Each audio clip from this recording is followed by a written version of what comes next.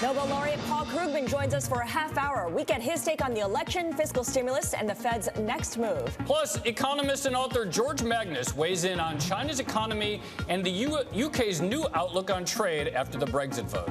And a new poll widens the lead for Hillary Clinton over Donald Trump. We'll get a live update from Washington on why Clinton's super PAC is going dark in Colorado and Pennsylvania. We begin with our market minutes. As mentioned, U.S. stocks retreating from their record high. It's a pause in the stock market's record-setting rally. Housing starts beat analyst estimates. CPI softer than expected. Industrial production also topping estimates. But really, it's the commentary from Fed officials which may have changed the tone a little bit in the market. Absolutely, and I'm sure Oliver will talk about this, but some of those safety yield plays that had been so hot really leading the way down today. How did you know? It's like we share the same email chat.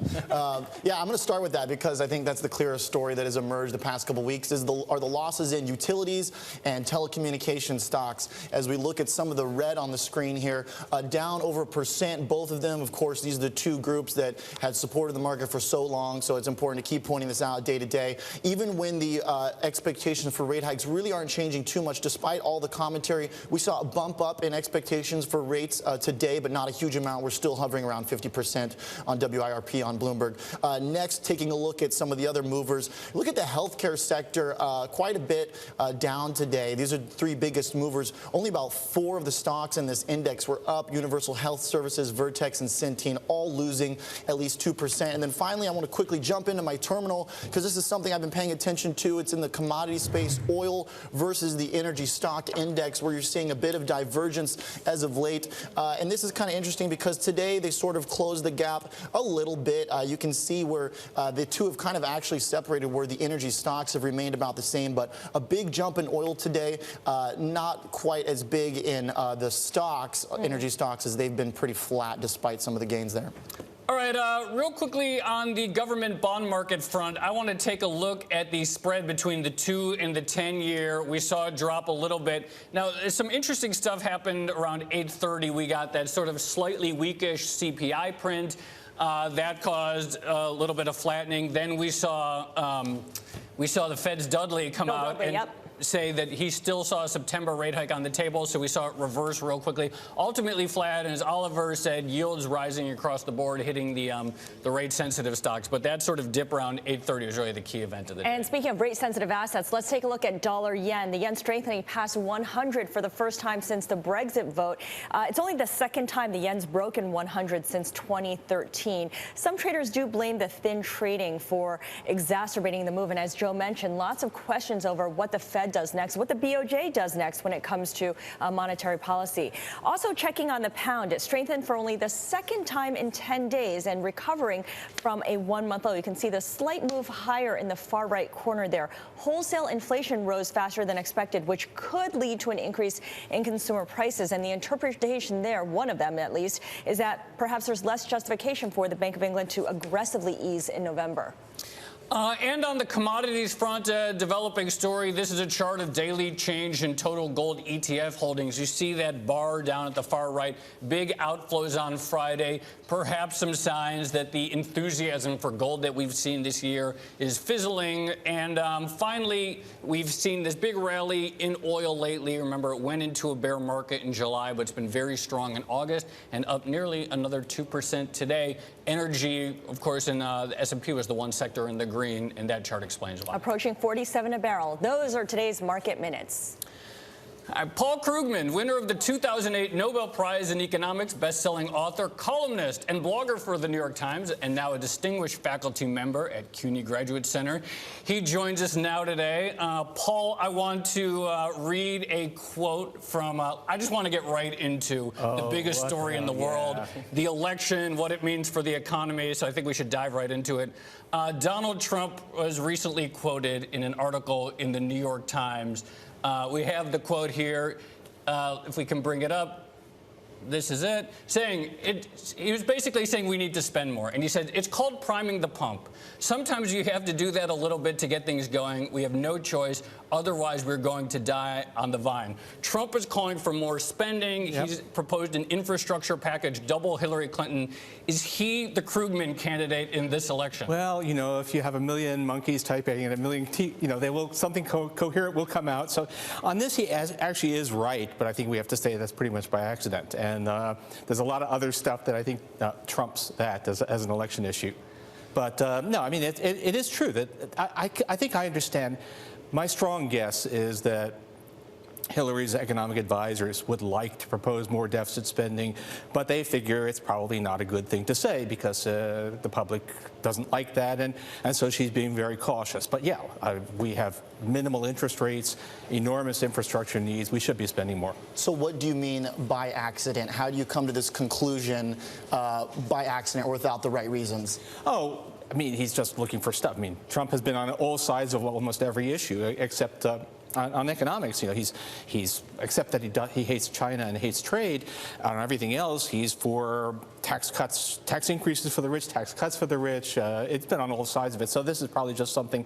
So he heard somebody say we should borrow for infrastructure, and so this week he's saying that's what he wants to do. But there's no actual plan there. There's no discussion of what the spending should be on. I think that's critical what you said. This week he's saying this. Right. What does his own history of borrowing and spending to build up his empire tell you about how he would approach boosting the national economy? Oh, I think basically nothing. You know, it's one of these things. We have this delusion that business experience has a lot to do with running economic policy. They're just very different domains. Even genuinely great businessmen, which I don't think he is, but genuinely great businessmen often have no clue about macroeconomics. And the idea that this tells us much about what he would do, in particular the Trump style, which is to borrow a lot of money and then walk away from it and go bankrupt, or have some entity go bankrupt while he himself is able to walk away, that ain't going to work for the United States government. So not useful. So regardless of whether he stumbled into this by accident, his economic viewpoint does not seem to strictly be in line with sort of the classic conservative or Republican views we've heard lately.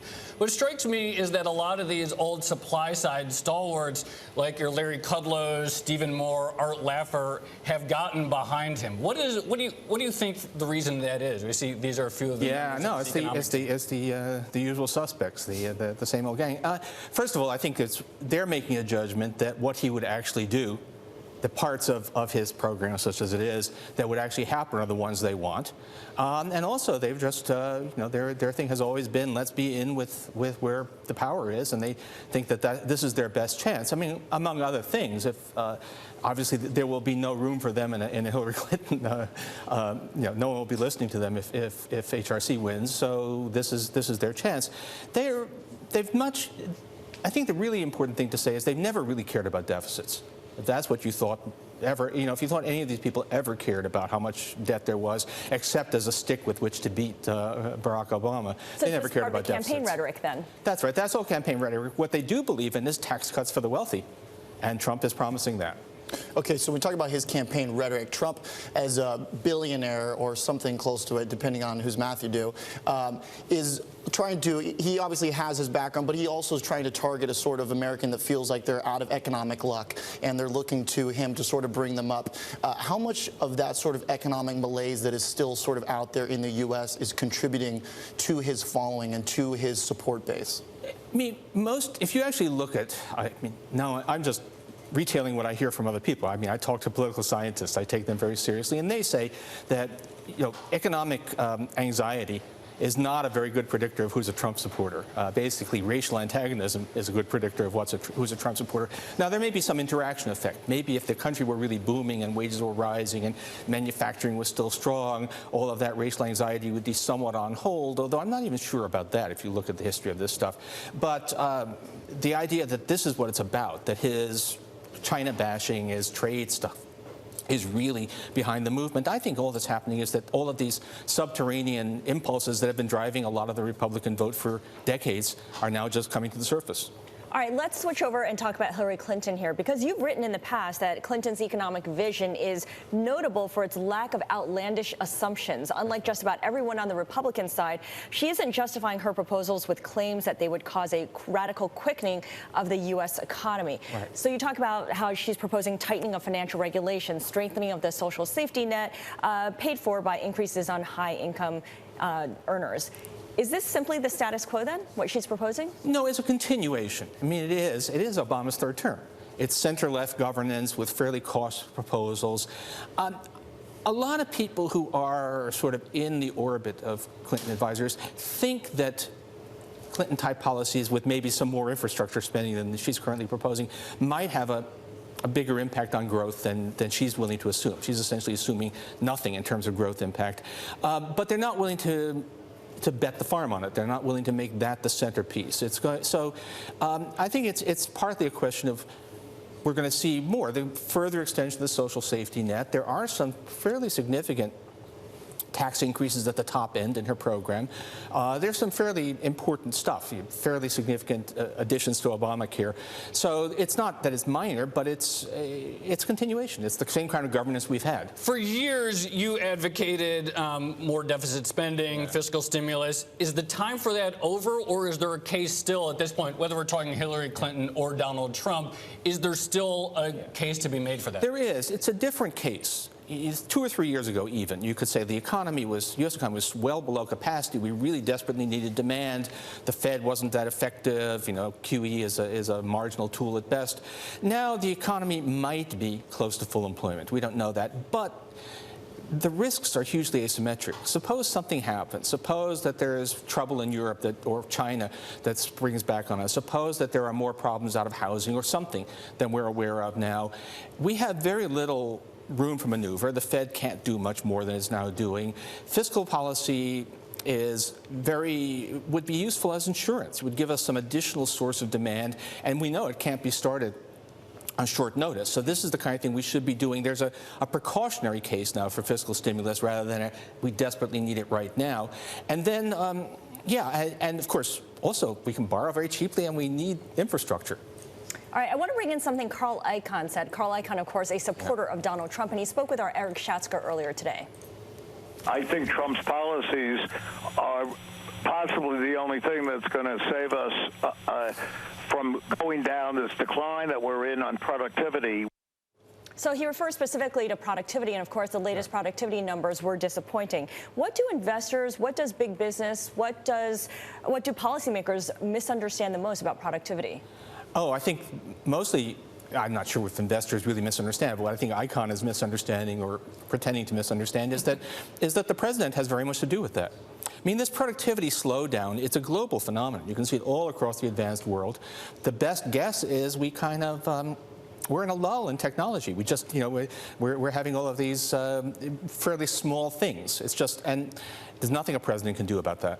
One thing I want to ask as a markets reporter, because we've been trying to discern if there's some kind of market reaction to the likelihood of either a Clinton or Trump presidency, and it's very hard to figure out at this point in terms of how the market reacts on certain wins or polls or whatever it may be.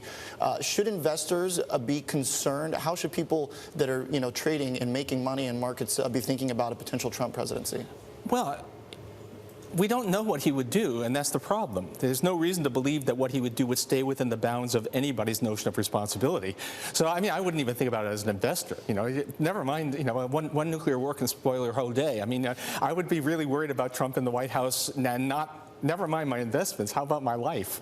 All right, well, on that note, Paul Krugman, stick with us because we're going to discuss more after the break on whether it is time for central banks to change course and perhaps move away from their current MO. This is Bloomberg.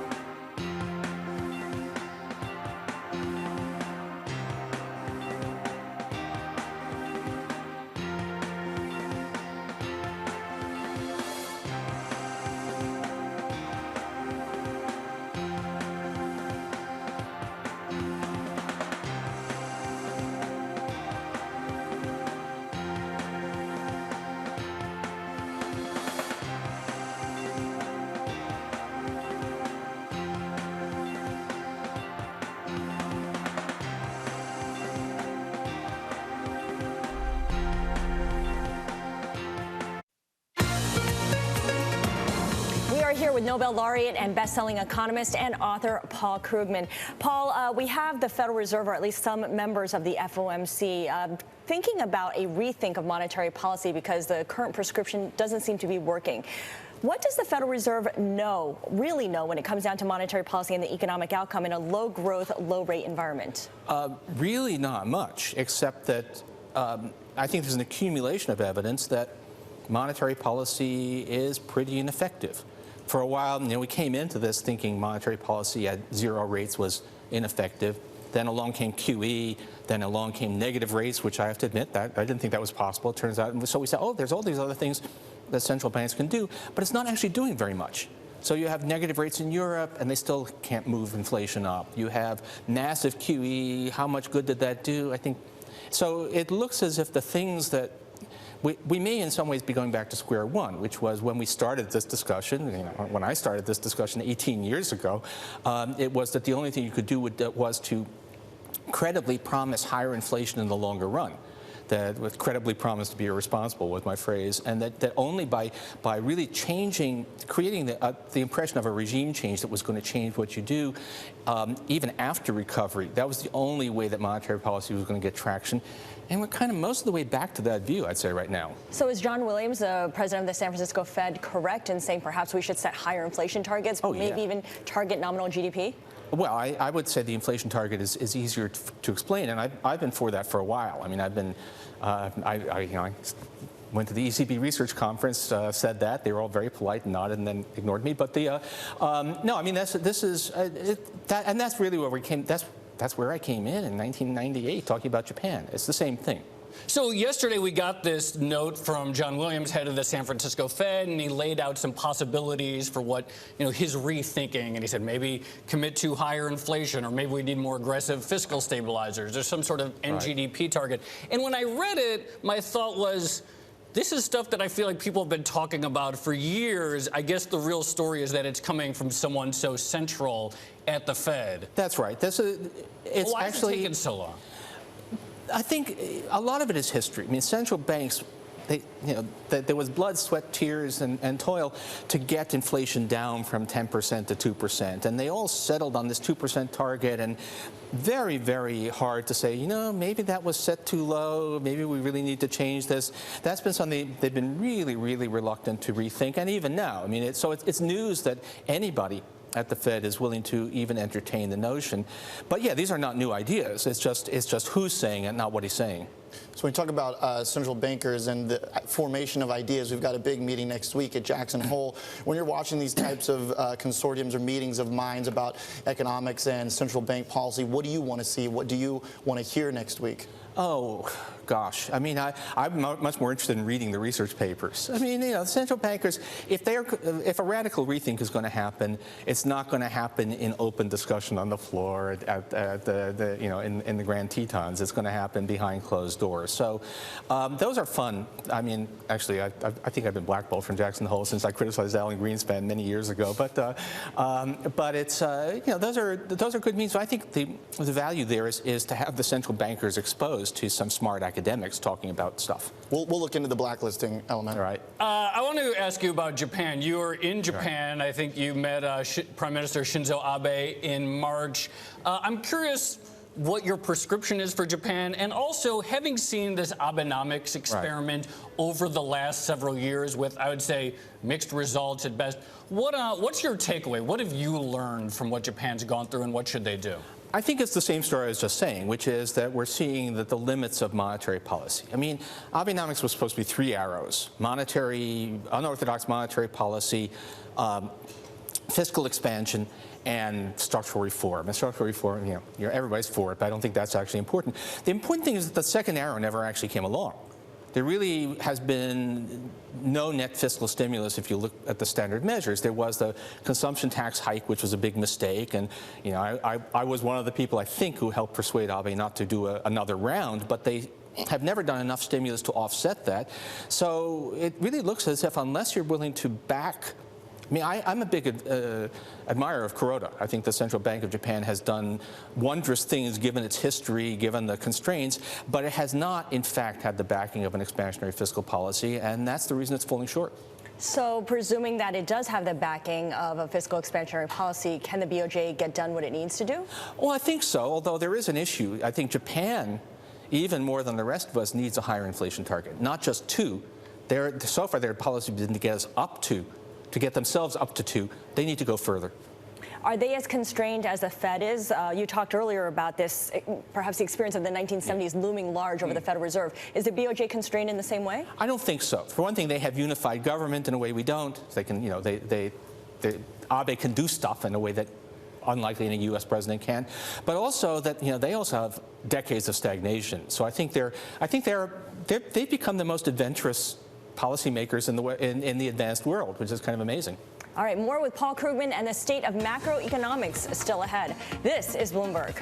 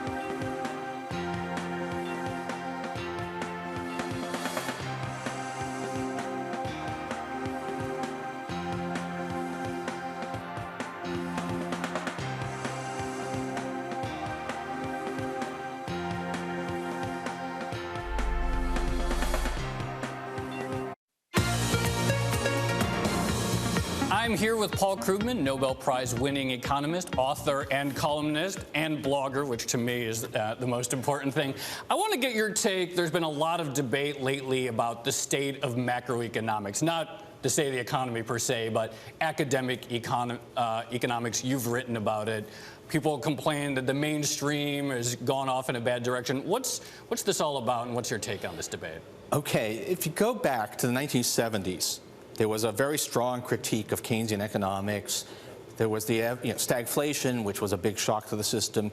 And in response to that, everybody in the academic profession moved off towards models where people were much more rational expectations, much more limited role for government policy, and also a big mathing up. I mean, we were already mathematical, but the profession became very, very heavily mathed up. If you didn't derive everything from intertemporal maximization, blah, blah, blah, then it wasn't publishable. It's turned out that all of those models have behaved really badly since 2007. They really have not handled the events well. In some ways, much more old-fashioned approaches have worked better, but those are things that you can't do. And now there's a lot of critique. Have we gone down the garden path? You hear a lot of talk about the sort of mainstream versus heterodox. The MMT school is gaining a lot of adherents. Where do you fall on this debate? No, I'm neither. I'm in the economics as macro as we did it from about 19 1936 to 1970 actually turns out to have a lot of insight for the current situation. I've never found these MMT things particularly helpful. I mean, there are places where I agree with them, but I don't need their approach to get there. And no, I just actually mostly I'm for eclectic.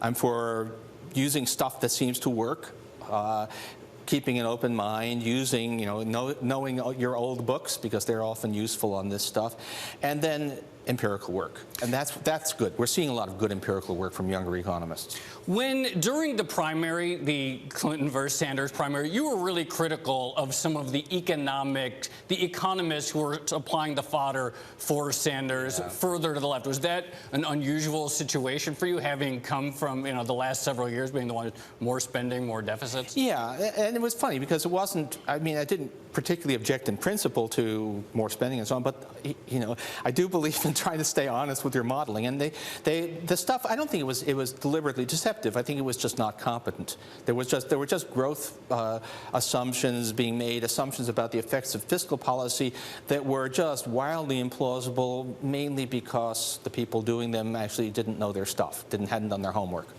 Well, Paul Krugman, thank you very much for joining. Fascinating discussions on all this, and we'll be continuing to follow your stuff. Thank you very much. Thanks a lot. All right, coming up, from one noted economist to another, we're going around the world with George Magnus of UBS. First stop, we'll be discussing China's economy. This is Bloomberg.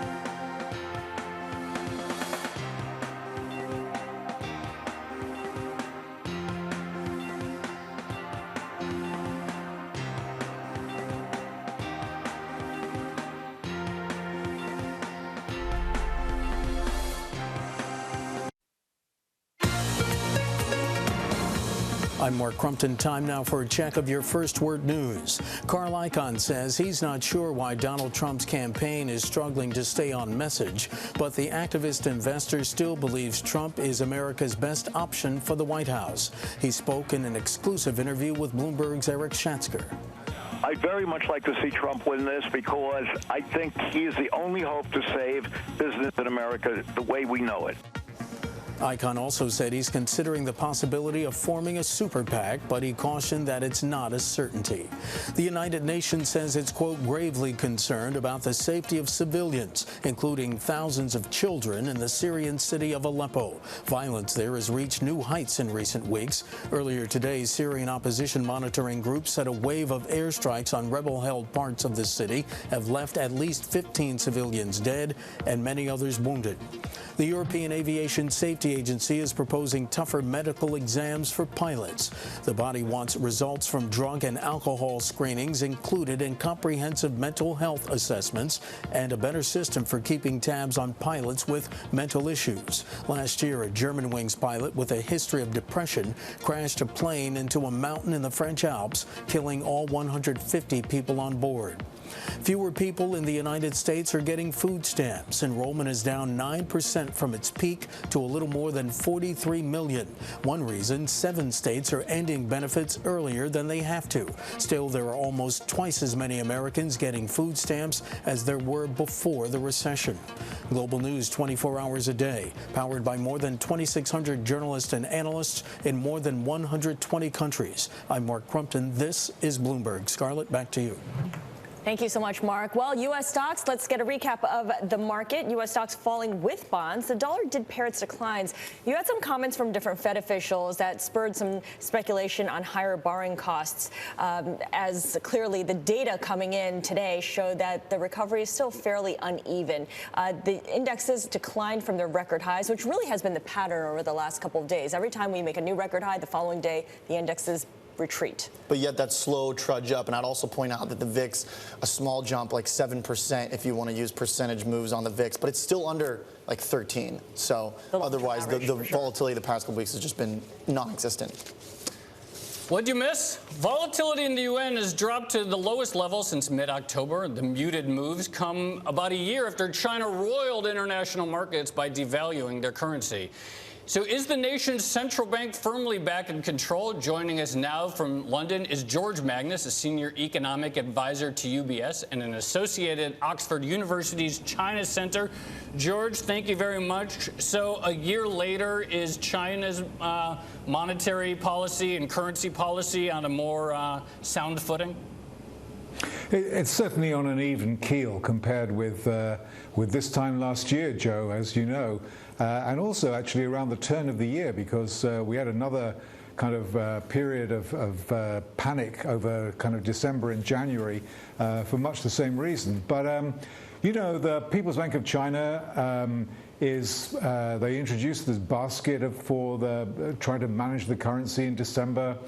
Capital controls have been tightened. The economy is looking a little bit more stable thanks to very, very robust kind of stimulus program that the Chinese government's introduced. So, yeah, for the time being, I think things certainly look much more becalmed. You know, we've had a depreciation since April of this year in the RMB, which is about as big as the mini devaluation last August. But nobody seems to bat an eyelid at the moment. So, George, are you of the opinion then that maybe we should be paying a little bit closer attention to this, that perhaps there is a signaling here of the underlying Chinese economy, or are things really that strong there that we can kind of move on and you know, move past the depreciation in some sense? Yeah, so my feeling is, you know, if global markets were guilty of kind of overreacting in August last year and again in January of this year, then I think at the moment they're being a little bit complacent. Now, you know, maybe markets have had just too many things to think about. You know, Fed policy, Brexit, and goodness knows what else. You know, the reason that things have kind of becalmed a little bit in the Chinese economy, and you know, that narrative actually has gone a little bit stale, I have to say, from a market perspective. But the reason that that's happened is because of extraordinarily growth in credit, and also a big fiscal boost with the share of government spending rising by about 3 percentage points of GDP in the last 18 months. A lot of infrastructure spending that is taking the place or compensating for the decline in private investment for the first time since records began. So The problem is these things won't be able to continue. The Chinese government won't be able to sustain these things. And there are obviously, as people know, some great dissension going on within the government as to whether they should actually be pursuing these policies in the first place. Right. So my hunch is that things will start to slow down in the economy during the second half of the year, and I think the RMB is going to weaken again. Yeah. Going to weaken again. It's part of this gradual devaluation. George, what is the cost of China maintaining stability at all costs? What does China give up? Yeah, Scarlet. Well, you know, I mean, the cost is that in the short run, which is to say for the foreseeable future, you know, we have exactly this kind of becalmed situation where nobody really pays a huge amount of attention to what's going on. But I think, as most economists would probably recognize or concede, the longer the current policy stance continues with credit growing at 2 to 3 times the volume or the amount of nominal GDP, money GDP, and with fiscal stimulus as well, the bigger the burden of adjustment and the risk of a financial instability is going to be, perhaps at a time when the Chinese would not choose it. And you know, next year is going to be really important because at the end of 2017 is the 19th Congress, when President Xi Jinping wants to fill vacancies on the State Council and the Politburo with his people. And that's why they want the stability, is just not to rock the boat. But of course, the danger is that the longer you don't rock the boat, you know, the rockier it's likely to become. So this is something that we've seen in our own experience in the West in the last decade, and China looks to be headed the same way, I have to say. I want to go back to something you just said about the narrative on Chinese stability already getting a little stale. In the Bloomberg, I have a chart of the Citi's Economic Surprise Index for China. It took a pretty sharp leg down last week after we got some mediocre retail sales, fixed asset investment, various data points came in weak. So we're already seeing the sort of inability for China to hold up that credit and fiscal-driven stability that was the story for the first half of the year.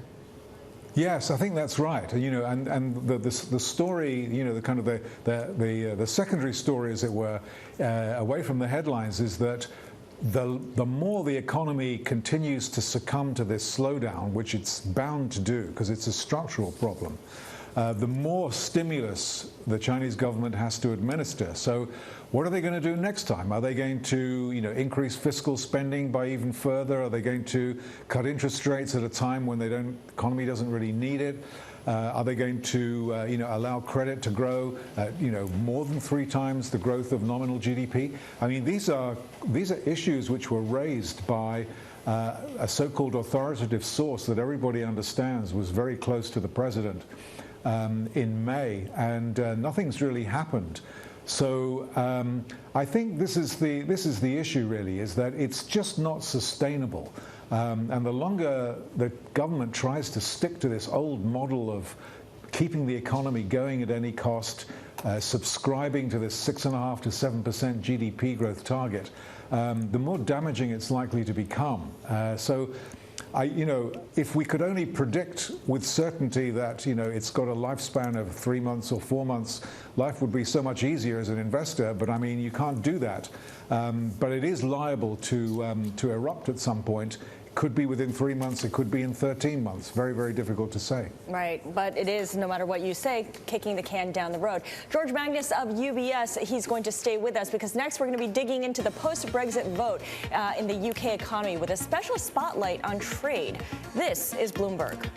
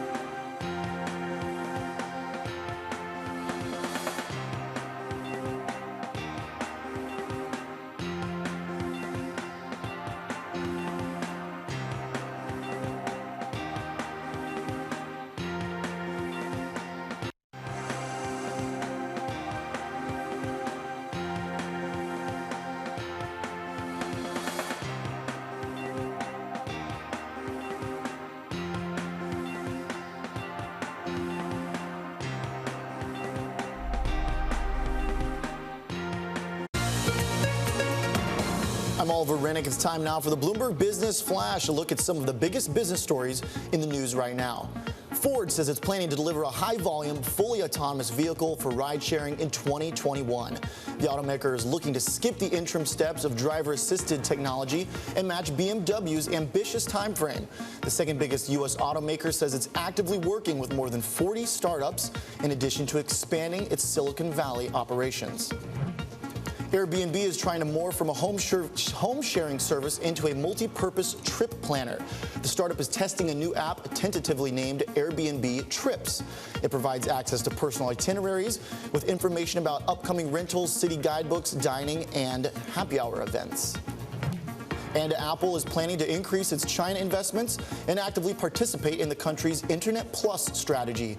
CEO Tim Cook made the announcement today in Beijing during a meeting with China's vice premier. A state media report says Apple is also planning to set up an independent R&D center in China before year's end.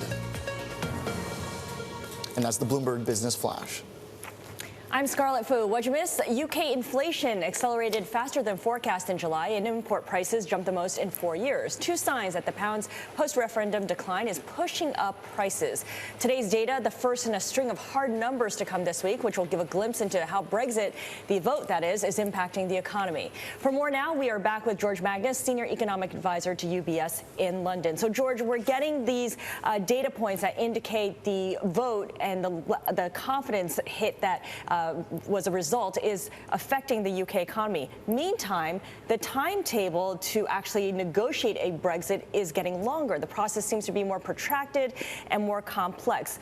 What does that mean for the likelihood of an actual Brexit from the EU? Has that decreased? I wish I could answer that question, actually. It's the question which I think everybody, all 65 million of us, are kind of asking, not to mention the rest of the population of Europe. If you just cast your mind back very briefly, before the referendum, politicians were saying, if the vote's no, we're going to have to basically give notice of our intention to quit the day after the referendum decision, which was the 24th of June. That didn't happen. In July, people were talking about the possibility of triggering the so-called Article 50, which is the exit deal. Exit negotiations before the end of the year. That's not going to happen now because the Prime Minister, Theresa May, has said it won't be until the beginning until sometime in 2017. Now we are seeing kind of all sorts of discussions going on with the government of Scotland, the government of Northern Ireland. Also the Germans and the French have elections in 2017 in March and September. So, there's a sporting chance that actually the exit negotiations won't even get going until the middle of next year, and maybe not even until the end of next year, if at all. So people are beginning to understand a little bit more now. Arguably they should have done so before the referendum was taking place, but people are beginning to understand more now about how enormously complex and time-consuming this is all going to be. George, we just flashed the sort of lineup here of data that's coming in the UK with inflation, unemployment, retail, and I feel like largely the market is looking at these numbers to figure out what's going to go wrong here and just how bad Brexit is going to be. But when you look around the world and you see generally risk assets doing pretty well post-Brexit, a lot of countries being insulated, is there a chance here, that perhaps there will be a certain point where we can say, look, this data just isn't cropping up yet and maybe the fallout here is not as bad as we expected? Yeah, well, that's a good question, and I think it's got an A and a B answer. Okay, so the A is the short-term effect of the vote, the Brexit vote, obviously is one that affects potentially the level of demand in the economy. So we have seen, it's early days yet, we haven't really had anything other than really kind of anecdote about what's going on in the real economy. And it's only about a month's worth of data. So we won't get a real feel for this until probably around October. But the Bank of England's concern and the government's concern here is, that we could get tipped into a recession if investment spending and employment hires, basically, if these things dry up, then we'll go over the edge. That's a possibility. It's by no means a shoo-in. And the reason, I don't want to diminish this or kind of say that it's not important, but if we did have a recession, it wouldn't be a kind of a 2008, 2009 kind of downturn, because the banking system is fundamentally okay. So we're not going to have a credit recession. We're not going to have that kind of a downturn. And we would recover from a business downturn within a reasonable period of time. Now, the B, in my view, is much more important. It's really about the economy's potential to grow over the next 5 or 10 years. If we screw up, pardon my French, but if we make a mess of trade, if we make a mess of investment, both by British companies and foreign companies that want to or have previously set up in the UK, if we restrict the import of skilled labor, these are the things that will really impair the British economy's ability to prosper and to get bigger and grow satisfactorily over the medium term. And that really would be much more dangerous, I think, than 6 months of a business recession. On the post-Brexit trade front, some of the pro-Brexit campaigners said it's okay if we leave the common market because around the world countries are going to be beating down our door. We're going to sign all these bilateral trade deals with countries that we weren't allowed to sign when we were part of the EU. What do you think it's going to look like? What do you think the UK's trading relationship with the rest of the world will ultimately look like after, assuming it does leave the EU? Yeah, I mean, I think that's all deluded, Joe, because people have this idea, some people have this idea that the world is a wonderful place to go and do business and trade. And as you said, certainly several British ministers, politicians have said, the world is queuing up to do trade deals with Britain. The reality is quite different. World trade is not growing. It's in a funk, and world export volumes are about 15% below the trend line that we would have seen if the financial crisis hadn't happened. That's number one. Number two is protectionism is rising in ways that most people don't see. And the reason they don't see it is not because of tariffs, but because of non-tariff barriers, which are basically like a bindweed that's gathering momentum throughout the global economy. And most of the perpetrators are G20 economies that we want to do our trading with. And the third thing is that, the British economy depends a lot on services exports. And we sell most of our services to the EU and to the United States and Japan. We're not going to be selling a lot of services to the Chinese and the Indians and other emerging countries. Right. If these non-tariff barriers basically come into effect, there'll be a big price to pay, I think. All right, George Magnus, Senior Economic Advisor to UBS, thank you very much. Thanks. Coming up, new polls show Donald Trump trailing Hillary Clinton by wide margins in the battleground states of Virginia and Florida. Is it too late for Donald Trump to turn it all around? This is Bloomberg.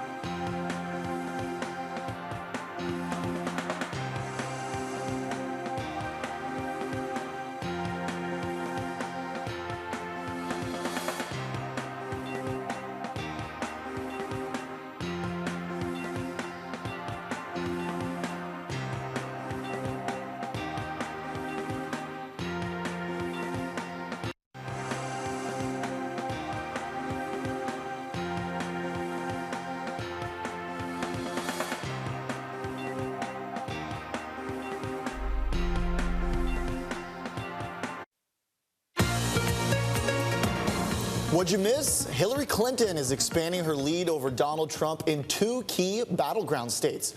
A new Washington Post poll shows Clinton with a commanding 14-point lead over Trump in my home state, Virginia. And a new Monmouth University poll has the Democrat up by 9 points in Florida. So let's go now to figure out what's going on with Bloomberg's White House editor, Alex Wayne. He's in Washington. Alex, welcome. What gives on the latest poll? Anything happened between last time and now? It's getting worse for Trump, that's for sure.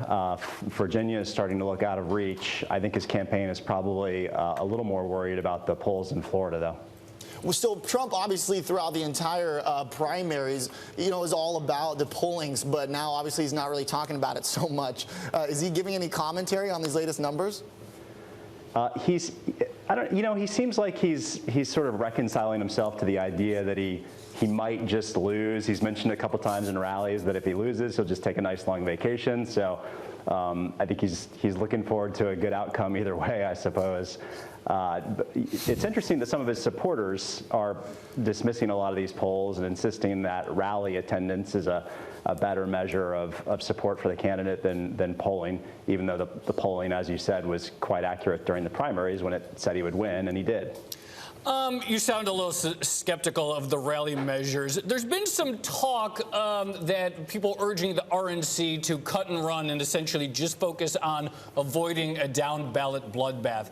Do you see any prospect of that really happening, basically them throwing in the towel and just spending all their money to keep the House and the Senate?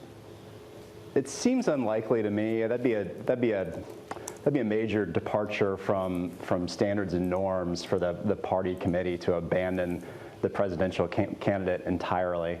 There was some reporting that the chairman of the party kind of hinted they might do that unless Trump endorsed Paul Ryan in his primary race for Speaker. And then Trump came out and endorsed him, so I guess that was put to bed. I think he's going to have the party's support through the election. What's next for Donald Trump? I mean, he's already given a foreign policy speech. He's given an economic policy speech. He doesn't seem to be putting a lot of stock into campaigning in places like Virginia. So how does he turn the momentum around? Well, tonight he's in Wisconsin, which is another state that seems to be pretty rapidly moving out of reach for him. So he's not abandoned the idea that he can win in these places. But I think his campaign and Hillary Clinton's campaign, too, are looking at the upcoming debates as the next key turning point in this campaign. I think he's got to win the debates or probably this campaign is over. All right, Alex Wayne of Bloomberg News, thanks for the update. Thank you. Coming up, what you need to know to gear up for tomorrow's trading day. This is Bloomberg.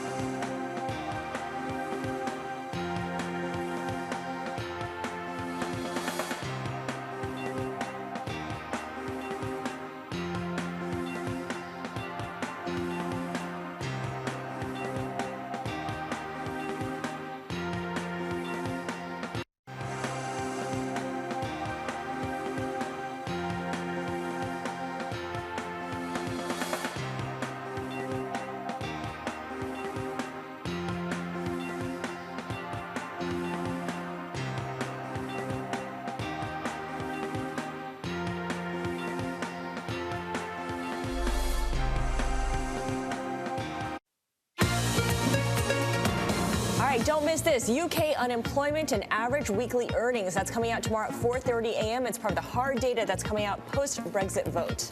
And don't miss this. Target earnings tomorrow at 8 a.m. We'll see if they get this guys hit their target. Good one. And I'll be looking at Fed minutes out tomorrow at 2 p.m. Obviously, they didn't hike last time. The odds of a September hike pretty low. The odds of any hike this year have diminished. But we'll get a sense of how they see the various risks to the economy and the risk to their outlook. Of course, it was 3 weeks ago, and a lot has changed since then. Yeah, exactly. I mean, if we had a big period of strong data, then we had that retail sales data, then we had this sort of questionable CPI data this morning. Exactly. So a lot has changed. Yeah, I think that even though the sentiment is that nothing's going to happen, the likelihood of a rate has moved up a little bit. Definitely. That does it for What'd You Miss. Thanks so much for watching. We'll see you back here tomorrow. Have a great evening. This is Bloomberg.